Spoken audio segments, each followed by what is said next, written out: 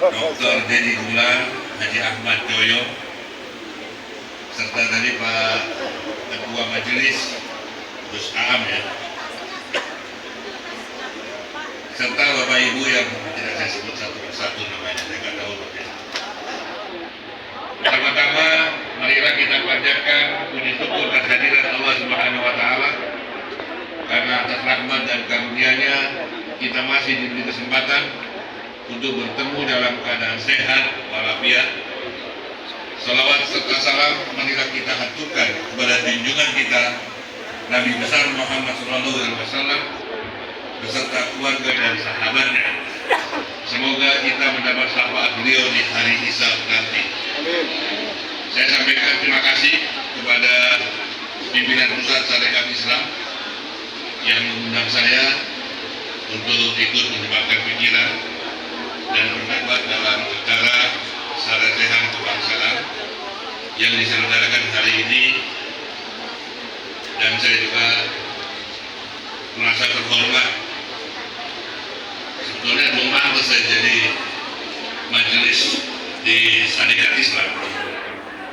Kita ini masih kumpul yang gak jelas, jadi mudah-mudahan dengan menjadikan majelis ini jadi kita kumpul dengan yang jelas-jelas. Terus terang saya bahagia dapat hadir di tengah orang yang meneruskan perjuangan dan pikiran-pikiran Haji Muhammad Said Dr. Aminoto, karena salah satu pikiran beliau yang mengilhami proklamasi kemerdekaan 17 Agustus 1945. Karena jauh sebelum proklamasi, tepatnya pada bulan Juni tahun 1916, saat Kongres Sarekat Islam di Kota Bandung, HOS Dr. Aminoto telah mencetuskan bahwa Nusantara atau Hindia, sebutan untuk Indonesia saat itu, harus berdaulat dengan sistem pemerintahannya sendiri atau self-based. Saat itu beliau mengatakan dengan mantap bahwa orang semakin lama semakin merasakan, baik di Nederland maupun di India, bahwa self-based sungguh diperlukan. Orang semakin lama semakin merasakan bahwa tidak pantas lagi Hindia diperintah oleh negeri Belanda, bagaikan seorang tuan tanah yang menguasai tanah-tanahnya. Maka sejak saat itu HOS Dr. Aminoto adalah orang Indonesia pertama yang dengan berani mencetuskan ide kemerdekaan, atau setidaknya memunculkan wacana agar rakyat Indonesia sudah seharusnya memiliki pemerintahan sendiri, tidak lagi menjadi jajahan Belanda atau bangsa-bangsa lainnya.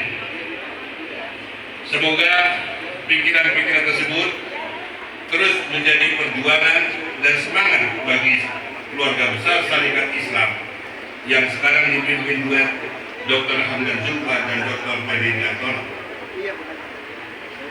Bapak, Ibu, dan hadirin yang saya hormati, tema yang diangkat hari ini cukup menarik, yaitu menuju kemerdekaan sejati, kedaulatan ekonomi, dan keadilan sosial.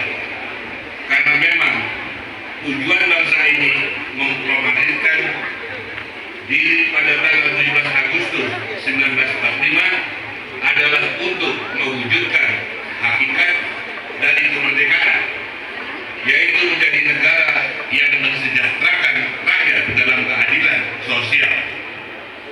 Itulah mengapa para pendiri bangsa menyusun redaksi pasal 33 Undang-Undang Dasar 1945 dengan sangat cermat, sebab pasal tersebut dalam naskah asli Undang-Undang Dasar 1945 dimasukkan di dalam bab tentang kesejahteraan sosial. Artinya sangat jelas bahwa orientasi perekonomian bangsa ini mutlak dan wajib mensejahterakan rakyat.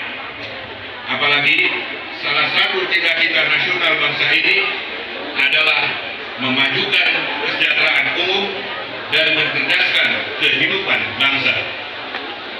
Oleh karena itu, tertulis dengan sangat jelas pada pasal 33 ayat 1, 2, dan 3 bahwa norma dari kekuasaan negara terhadap sumber daya alam didasarkan kepada kedaulatan negara.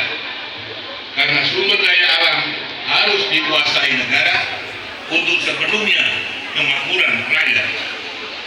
Konsepsi ini sama dan sebangun dengan konsepsi Islam dalam memandang sumber daya alam.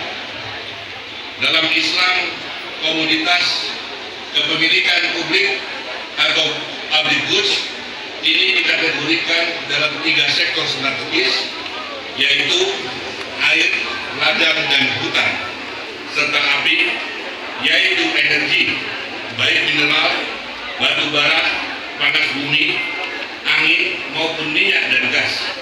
Semua itu harus dikuasai oleh negara.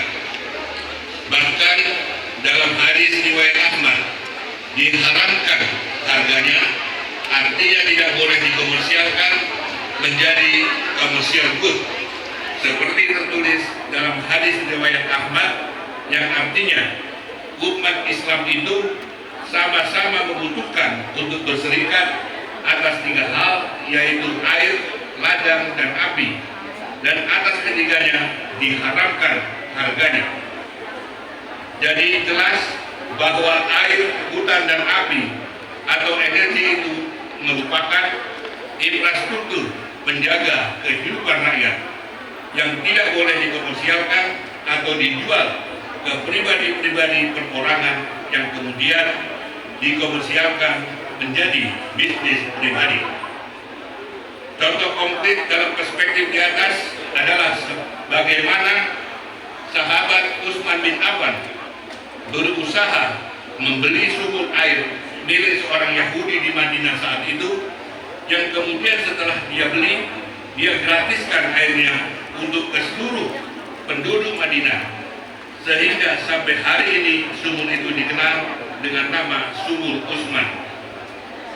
Karena memang komoditas publik itu harus dikuasai negara untuk sebesar-besarnya kemakmuran rakyat, sebagaimana tertuang di dalam penjelasan pasal 33 Undang-Undang Dasar 1945 naskah asli yang sudah dihapus total sejak perubahan Undang-Undang Dasar tahun 1999 hingga 2002 silam.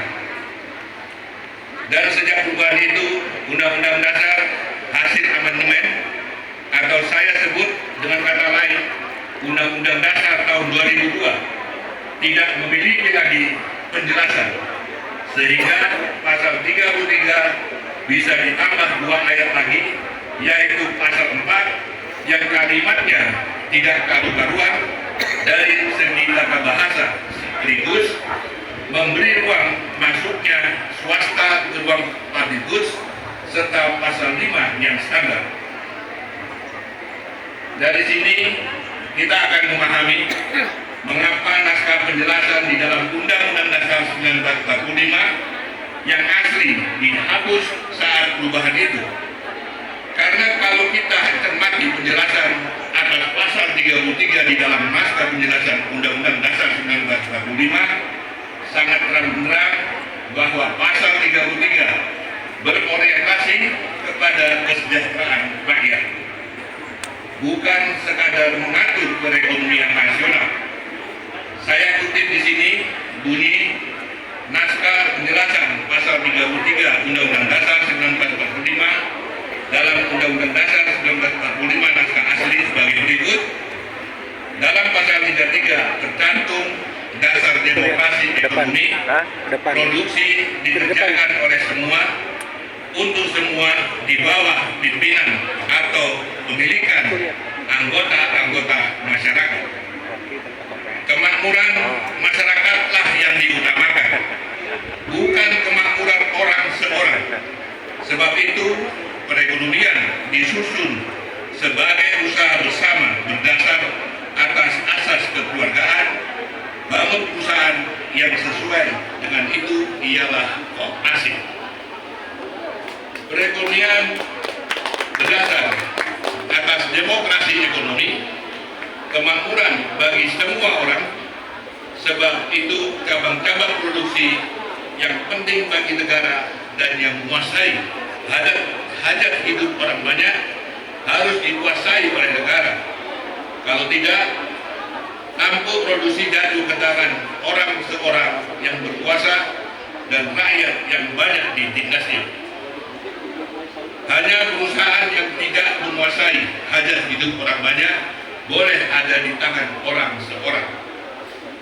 Bumi dan air dan kekayaan alam yang terkandung dalam bumi adalah pokok-pokok kemakmuran rakyat. Sebab itu harus dikuasai oleh negara dan dipergunakan untuk sebesar-besarnya kemakmuran rakyat.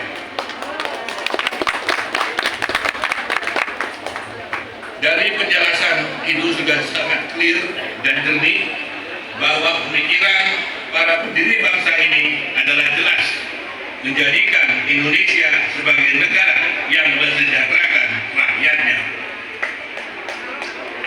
Sehingga ditegaskan pula bahwa makna kalimat perekonomian disusun sebagai usaha bersama.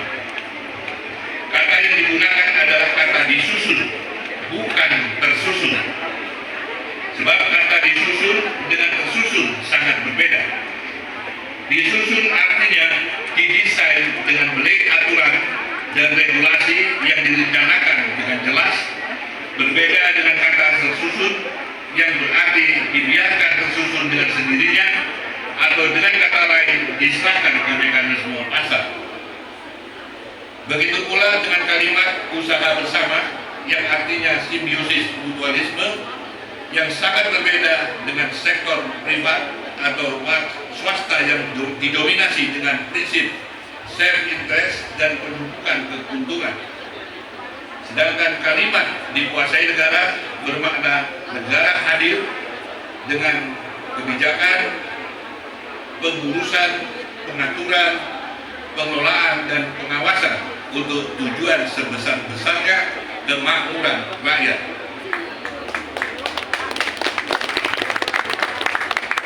Karena itu, secara ideal, ekonomi negara ini digerakkan oleh 3 entitas: koperasi, BUMN atau BUMD, swasta nasional, dan asing, dengan prasyarat yang mengacu kepada norma pasal 33 Undang-Undang Dasar 1945 dan penjelasannya, sehingga konsep 4P yaitu publik, privat, people, partnership bisa dijalankan, yaitu keterlibatan secara bersama negara, swasta, dan rakyat